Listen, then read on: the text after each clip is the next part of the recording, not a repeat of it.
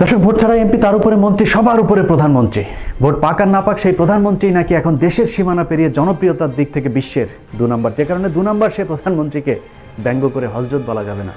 Vote চুরি করলে কাউকে চালচোর বলা যাবে না, কারণ ভোট চোর আর চাল চুরি দুটা আলাদা জিনিস। আর হ্যাঁ, ওবায়দুল কাদেরের ছবি ফেসবুকে দেখলেই কা কা বলে কমেন্ট করা যাবে না। ছাত্রলীগের ধান কাটার দৃশ্য দেখে হাহা রিয়েক্ট দেওয়া যাবে না। মাথায় আগলা চুল লাগিয়েছে বলে কাউকে আলগা মোমেন্ট বলা যাবে না, কিংবা পাগলা হাসানকে হাসাও মাহমুদ বলে গালি দেওয়া যাবে না।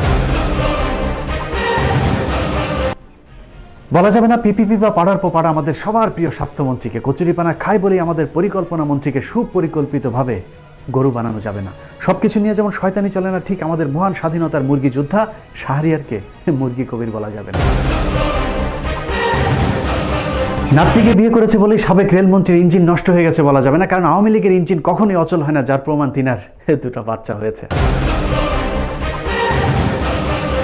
17 স্বামীকে বিধবা বানিয়ে 18 নম্বর খদ্দেরের খোঁজে থাকা মমতাজকে ফাটতে গেছে বলা যাবে না, কারণ এতদিন যেহেতু ফাটেনি, এ জিনিস আর ফাটবেও না। দর্শক, এখন প্রশ্ন আসতে পারে, তাহলে বলা যাবে কি? খাবারের অভাবে অনাহারে আপনি মারা গেল, আপনাকে বলতে হবে আমাদের অর্থনীতি সিঙ্গাপুরের একটু উপরে, আর আমাদের প্রধানমন্ত্রীর জনপ্রিয়তা জাস্টিন ট্রুডোর একটু নিচে। দর্শক, নিচে না, এবার উপরে উঠতে চাই, সবার চেয়ে উপরে। শিক্ষা, স্বাস্থ্য, অর্থনীতি সব দিক থেকে আমরা হব সেরা, আর আমাদের প্রধানমন্ত্রী হবে সবার উপরে, সব দিক থেকে অধরা। কিভাবে? চলুন দেখা যাক। পুরো অনুষ্ঠান জুড়ে আপনাদের সাথে আছি আমি, ইলিয়াস হোসাইন। ইউরোপ, আমেরিকার মতো দেশ যেখানে হিমশিম খাচ্ছে, সেখানে ডিজিটাল বাংলাদেশের অভাবনীয় সফলতা দেখে পৃথিবীর বিভিন্ন জায়গা থেকে এরই মধ্যে শুভেচ্ছা পাঠাতে শুরু করেছে স্বাস্থ্যমন্ত্রী, প্রধানমন্ত্রী, বিশেষ করে তথ্যমন্ত্রী হাসান মাহমুদ ওরফে হাসাও মাহমুদকে। গণমাধ্যমকে ব্যবহার করে আওয়ামী গুজবীরা গুজব ছড়াতে থাকলেও বিশ্ব স্বাস্থ্য সংস্থা সহ আন্তর্জাতিক সংস্থাগুলো বরাবরই দিয়ে যাচ্ছে উল্টো প্রতিবেদন।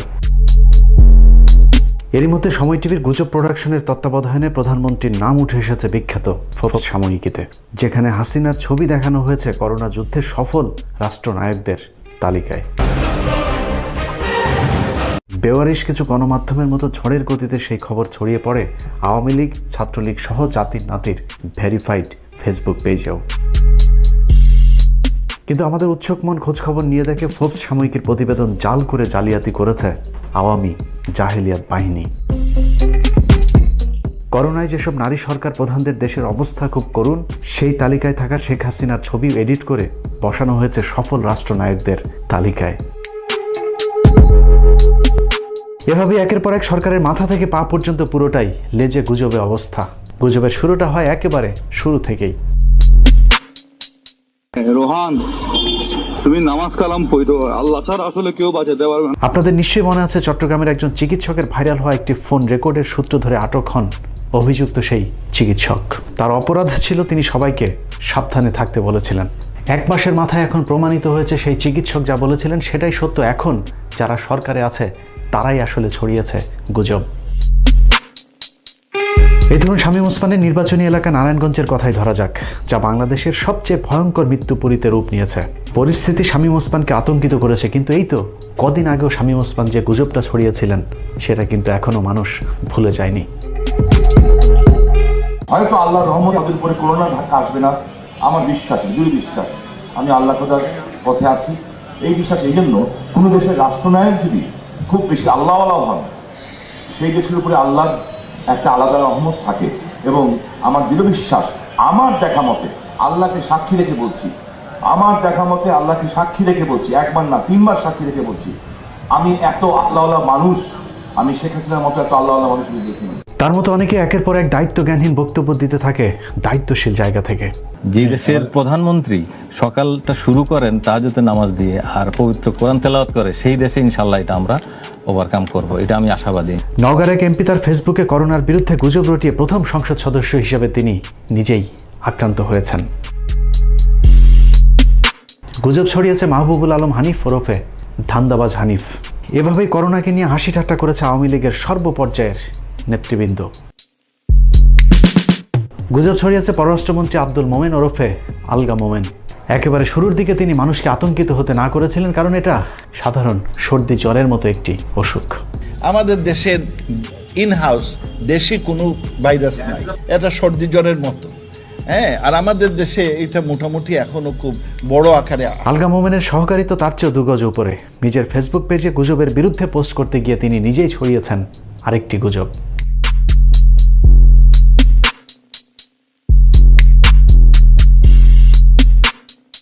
গুজব ছড়াতে বাদ যাননি দলের দ্বিতীয় গুরুত্বপূর্ণ ব্যক্তি ওবায়দুল কাদেরও। শত্রু শক্তি নয় যাকে পরাজিত করা যাবে, আমরা করোনার চেয়ে শক্তিশালী। এবার চলুন দুর্বল করোনার বিরুদ্ধে শক্তিশালী আওয়ামী লীগের শক্ত প্রস্তুতির ঠেলাটা একটু দেখে আসা যাক। বিমানবন্দরে যে থার্মাল স্ক্যানার এবং চিকিৎসকরা রয়েছেন তারা সুপ্ত অবস্থায় থাকা করোনা ভাইরাসকে শনাক্ত করতে সক্ষম নন বলে জানিয়েছেন দেশের বিশিষ্ট চিকিৎসক এবং পরমাণু বিজ্ঞানীরা। সারা বিশ্বের বিমানবন্দরগুলোতে যখন ব্যাপকভাবে যাত্রীদের পরীক্ষার কাজ চলছিল তখনও আমাদের বিমানবন্দরগুলো ছিল উন্মুক্ত।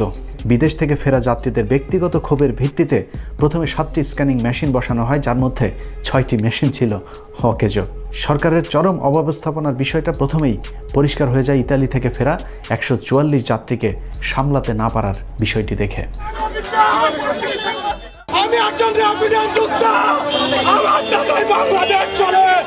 উদয় ইনভেস্ট বাংলাদেশের টাকা লুটপাট করে খায় শুয়োরের বাচ্চারা। তারপরেও সরকারের টনক নড়েনি, বরং একের পর এক লুকোচুরি করে পুরো বিষয়টাকে ধামাচাপা দেবার চেষ্টা চলেছে। এখানে 10টা 15 ছোট বাচ্চা একদম শিশু, খাবারের কোনো ব্যবস্থা করে নাই। যে জায়গায় বসবো মশা মাছি একদম নোংরা অবস্থা। কেন? আমরা এই দেশের নাগরিক না? 15 মিনিটসের কাছে উত্তরা কুয়েত মৈত্রী হাসপাতালের একজন স্বাস্থ্যকর্মীর পাঠানো ইমেলের তথ্যানুযায়ী তাদের হাসপাতালের প্রথম করোনা রোগী ভর্তি করা হয়েছিল ফেব্রুয়ারি মাসের 8 তারিখে। এরপর থেকে সেখানে ব্যাপক গোপনীয়তা রক্ষা করা হয়। অজ্ঞাত কারণে হাসপাতালের বেশ কিছু কর্মীকে বাধ্যতামূলক ছুটিতে পাঠানো হয়। সেই ঘটনাকে কেন্দ্র করে একজন চিকিৎসক ছুটিতে যেতে না চাইলে তাকে বাধ্যতামূলক ছুটি এবং পরে বহিষ্কার করা হয়। সাসপেন্ড করা হয়েছে আমাকে চাকরি থেকে। আমি অত্যন্ত দুঃখের সঙ্গে জানাচ্ছি যে কেন সাসপেন্ড হয়েছে আমি তার আগে কিছুই জানি না। অনেকের মতে মার্চে মুজিববর্ষ ধুমধামভাবে পালন করতেই সরকার করোনা নিয়ে চোর পুলিশ খেলেছে। সিনিয়র সাংবাদিক Mushfiq Fazal Ansari right two democracy অনুষ্ঠানে বাংলাদেশে নিযুক্ত সাবেক মার্কিন রাষ্ট্রদূত এম মাইলামও সরকারের গুজবের বিষয়টি স্বীকার করেছেন। যদিও মার্চের শুরুতেই বৈশ্বিক নাটকীয় পরিবর্তনে জনগণের টাকায় ধুমধাম করে মুজিববর্ষ পালনের খোয়াব বাদ দিয়ে সরকার বাধ্য হয় দেশের করোনা রোগীর উপস্থিতি স্বীকার করতে। এই নতুন রোগীটি চিহ্নিত হয়েছে, তিনি একজন মহিলা এবং তার বয়স 20-এর ঘরে। করোনা শনাক্ত রোগীর কথা স্বীকার করলেও সরকার তাদের গুজব বন্ধ করেনি, বরং একের পর এক গুজব ছড়িয়ে মানুষকে বিভ্রান্ত করতে থাকে। খোঁজামিল দিতে গিয়ে রোগতত্ত্ব বিভাগ এবং স্বাস্থ্য মন্ত্রণালয়ের লোক দেখানো মন গড়া সংবাদ সম্মেলনে প্রতিদিনই ধরা পড়তে থাকে অবিশ্বাস্য ভুল ত্রুটি। প্রতিদিনের পত্রিকাগুলোর শিরোনামে মৃত্যুর সংখ্যা হিসেব করলে শখানেক ছাড়িয়ে গেলেও এখন পর্যন্ত সর্বোচ্চ 21 জন দেখানো হয়েছে মৃতের সংখ্যা। ঘাপলা রয়েছে সরকারের পক্ষ থেকে প্রতিদিন শত শত মানুষ সুস্থ হয়ে বাড়ি ফেরার হিসেবের মধ্যেও, কারণ করোনায় নিহত পরিবারগুলোর অভিযোগ অনুযায়ী করোনা রোগীদের বাস্তবে কোনো চিকিৎসা হাসপাতালগুলোতে দেওয়া হচ্ছে না। করোনা ভাইরাসে আক্রান্ত রোগীরা হাসপাতালে চিকিৎসা পাওয়ার যে বর্ণনা দিয়েছেন তা বিভীষিকাময়। আমি সেহরি পর্যন্ত খাইতে পারি নাই, লাশ নিয়ে কি এত বিকৃত মস্তিষ্ক এখনো হয় নাই যে পাশের বেডে লাশ রেখে আমি ভাত খাবো। চিকিৎসা লেখা আছে, আজকেও ডক্টরকে বলছি এবং সবাইকে এইভাবেই মেরে ফেলতেছে, সবাইকে এইভাবে মেরে ফেলতেছে। এ কারণে হাসপাতাল থেকে একের পর এক করোনা রোগী পালিয়ে যাওয়ার ঘটনা ঘটেছে। নিজের চোখে দেখা করোনা রোগীর এমন করুণ পরিণতি দেখে হাসপাতালে দায়িত্বরত এক পুলিশ সদস্য করোনায় আক্রান্ত হওয়ার পর আত্মহত্যা করে মারা গেছেন। দর্শক, এটাই একমাত্র রোল মডেলের দেশ যেখানে আপনি মৃত্যুর পর কবরে বসে জানতে পারবেন আপনার কেন কোন রোগে আক্রান্ত হয়ে মৃত্যু ঘটেছিল। তারপরে বন্ধ হচ্ছে না সরকারের চাপাবাজি আর গুজব, তার সাথে আছে তাদের পালিত গুজব বাহিনী। মুজিব কত সেই কত যে কত লাগাইলে পরে মানুষ আর মৃত্যুর ভয় পাওয়ার কথা না। ব্যারিস্টার সুমন, যার কাজ সস্তা পাবলিক সিম্পেথি পুঁজি করে সুকৌশলে সরকারের দালালি করা। এই দালাল কদিন আগে হাসিনার পক্ষে একটি ডাহা মিথ্যে গুজব ছড়িয়ে দিয়েছে। মাননীয় প্রধানমন্ত্রী, আজকে আপনি যে কাজটি করেছেন, আজকে যে আমাদের যে মনের আশাটি ছিল যে করোনাতে যারা যেসব ডাক্তার নার্সরা কাজ করতেছে তাদেরকে আলাদাভাবে হোটেলের ব্যবস্থা করা, আজকের এই চিঠিটা দেখে নেত্রী আমার মনে হয়েছে যে আমি এমন এক নেত্রীর আদর্শের রাজনীতি করি যে তাকে মানার মতো যোগ্যতা রাখেন উনি। আপনি 6টা বিশেষায়িত করোনা হাসপাতালে যারা করোনার রোগী দেখেন তাদের ডাক্তারদের জন্য, নার্সদের জন্য 20টা হোটেলে আপনি রুমের বরাদ্দ করেছেন। এবার দেখা যাক চিকিৎসকদের জন্য বাংলাদেশের কোন কোন 5 তারা হোটেল বরাদ্দ দেওয়া হয়েছে। সরকারি তালিকায় যেসব হোটেলের নাম রয়েছে তার মধ্যে একটির মালিক জানেনই না তার হোটেল সরকার বরাদ্দ দিয়েছে। হোটেলগুলোকে স্বাস্থ্যকর্মীদের থাকার জন্য বলা হচ্ছে সেগুলোর বেশিরভাগেরই আসলে জানা নেই। জনাব মোহাম্মদ জাহাঙ্গীর হোসেন মিয়া তিনিও আসলে হোটেল জাকারিয়া ইন্টারন্যাশনালের ব্যবস্থাপনা পরিচালক। আপনার কাছে কি এই নির্দেশনা এসেছে জনাব জাহাঙ্গীর হোসেন? আমরা হাতে কোনো ধরনের কোনো চিঠি বা সরকারি প্রজ্ঞাপন পাইনি। 5 স্টার হোটেলের পর সরকারের পরবর্তী গুজব নৌযানে চিকিৎসক এবং স্বাস্থ্যকর্মীদের জন্য আলাদা কোয়ারেন্টাইনের ব্যবস্থা করা। বাস্তবে দেখা গেছে স্বাস্থ্যকর্মীদের কোয়ারেন্টাইনের জায়গা হয়েছে নির্জন কুড়ে ঘরে। এদিকে হেলিকপ্টারের অভাবে ঢাকায় আনতে না পারায় মৃত্যু হয়েছে গরিবের ডাক্তার খ্যাত মহিউদ্দিনের। সামনের কাতারে থাকা এসব করোনা যোদ্ধাদের সুরক্ষায় দেওয়া হচ্ছে 2 নম্বর পিপি এবং মাস্ক, যার ফলে ঝুঁকি নিয়ে কাজ করতে হচ্ছে তাদের। আর এসব নিয়ে মুখ খুললেই চিকিৎসকদের পেতে হচ্ছে শাস্তি।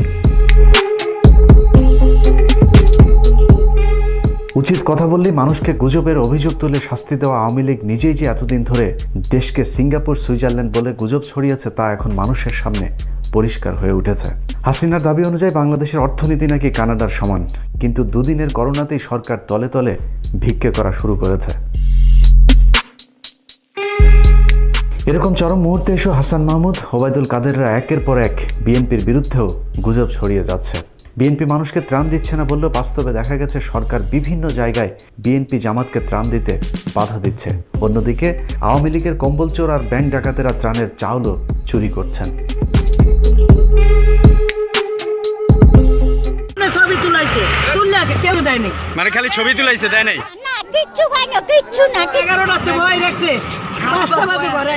গুজব রয়েছে চাল চুরের বিচার নিয়েও। চাল চুরির ঘটনায় কোথাও বিচার তো হয়নি, যে কজনকে আটক করা হয়েছিল তারাও সব ছাড়া পেয়ে দ্বিগুণ উদ্দীপনায় চাল চুরি শুরু করেছে। ভোলার চালচুর পুত্র নাদিম 2 দিনের মাথায় জেল থেকে বের হয়ে আবারও সেই সাংবাদিককে হুমকি দিয়েছে এলাকা থেকে বের হয়ে যাবার। এসবের কারণ একটাই, তা হলো চাল চোরদের মূল হোতা বসে আছেন মাথার একেবারে উপরে, যিনি হাইকোর্টের রায় থাকা সত্ত্বেও সেনাবাহিনীকে ত্রাণের দায়িত্ব দেননি। চাল চোরদের সবশেষ গুজবের নামে অ্যাকাউন্টে টাকা পৌঁছে দেয়া। দেখা যাক সেটার অবস্থা কি।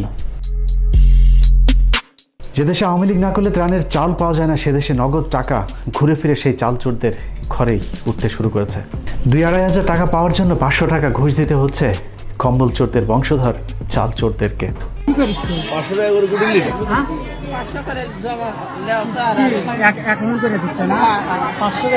500 করে জমালে আপনার বিকাশে কাট করে দিচ্ছে, সেখানে জন্য টাকা পাঠাবি সেটার সবার কাছ থেকে 500 করে নিচ্ছে। গুজব ছড়ানো হচ্ছে কৃষকদের ধান কাটা নিয়েও। বড় মৌসুমে ধান কাটা থেকে কৃষকদের গোলায় সেই ধান ওঠা পর্যন্ত বিরাট কর্মযজ্ঞ আওয়ামী লীগ শেষ করে দিচ্ছে ধান কাটায় কিছু ফটো সেশনের মধ্য দিয়েই। যা দিয়ে কৃষকদের উপকার তো হচ্ছেই না, বরং অপকার হচ্ছে বহুলাংশে। তারা সবার কাছে কাশি করে নিয়ে ধান মান কাটি কুটি আর লিবন্দি করছে, থাবা কাছে চলি। আমার 2-3 ঘন্টা লিভার গুলো বসে রয়েছে, আর আমি ধান পান সব মাত্র ছাই না, ধান খুঁড়তে আমার 8টা বইতে দিন চলে যাবি। তাই আমি প্রতিটা দেবো কোনটা না, এরা সবার তেজ মেরে গেছে না কারো। চেতনার অতিমাত্রায় ফটো সেশন করতে গিয়ে কেউ কেউ কেটে ফেলেছেন কাঁচা ধান। সেই ঘটনায় এমপির শাস্তি হয়নি, বরং উল্টো একজন গ্রেফতার হয়েছেন কাঁচা ধান কাটার সেই ভিডিও তার ফেসবুকে পোস্ট করে।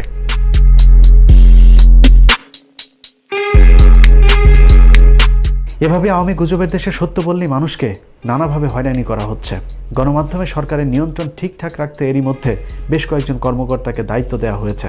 গুজবের বিরোধিতার কথা বলে সরকার মানুষের মুখ চেপে ধরার নতুন নির্দেশনাও জারি করেছে, যেখানে আওয়ামী চাল চোরদের পাশাপাশি স্বামীর দেশের বিরুদ্ধেও যেন মানুষ প্রতিবাদ করতে না পারে সেই ব্যবস্থাও নেওয়া হয়েছে।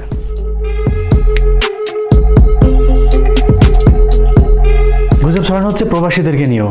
বিশেষ করে মধ্যপ্রাচ্যের প্রায় 1,10,00,000 প্রবাসীদেরকে সব ধরনের সুযোগ সুবিধা দেওয়ার কথা বললেও বাস্তবে মিলছে না কোনো সহযোগিতা। এভাবে যদি চলতে থাকে তাহলে আগামী কয়েক মাসের মধ্যে অনেক মানুষ মারা যাবে এবং কি তাদেরকে ট্রলারে করেও বাংলাদেশে পাঠাতে হবে। এই মুহূর্তে যদি মালয়েশিয়ান হাইকমিশন আমাদের পাশে না দাঁড়ায় তাহলে এখানে ভয়াবহ অবস্থা পরিস্থিতি সৃষ্টি হবে। সব মিলিয়ে দেশ থেকে বিদেশ সবখানি গুজব নামের আস্ত একটি গজবের নাম বাংলাদেশ আওয়ামী লীগ, সংক্ষেপে যাকে বলা হয় বাল।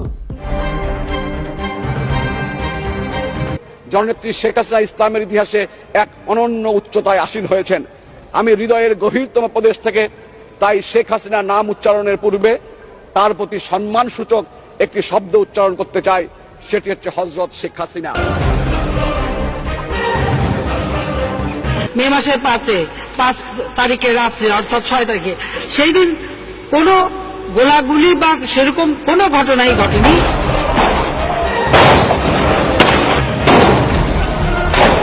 এত লোককে আমরা এই ছোট্ট জায়গা থেকে বের করে দিয়েছি শান্তিপূর্ণভাবে, সেখানে কিন্তু স্ট্যাম্পিডেও কেউ কিন্তু আহত নিহত হয়।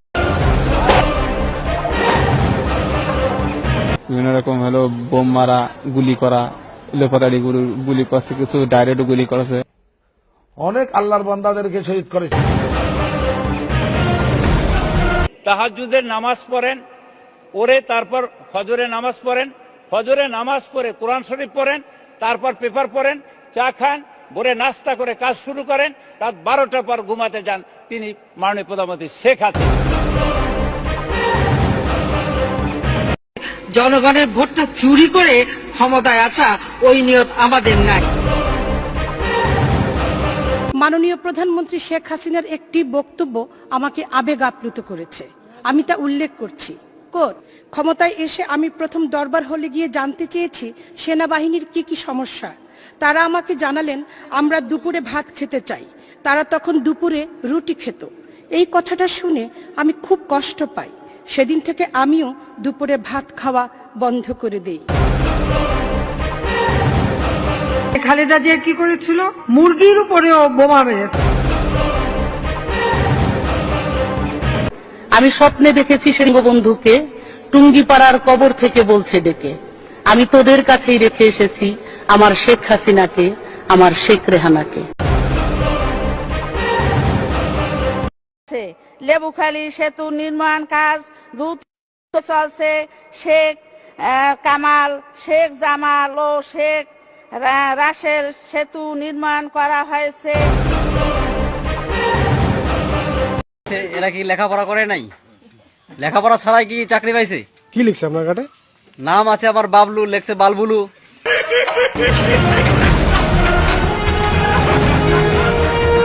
দর্শক, সত্যকে মিথ্যা আর মিথ্যাকে সত্যি। মিথ্যার রাজ্যে মিথ্যেই যখন মিথ্যেবাদী রাজার একমাত্র ভিত্তি, তখন সে রাজ্য প্রজাদের বিচার হয় গুজব ছড়ানোর দায়।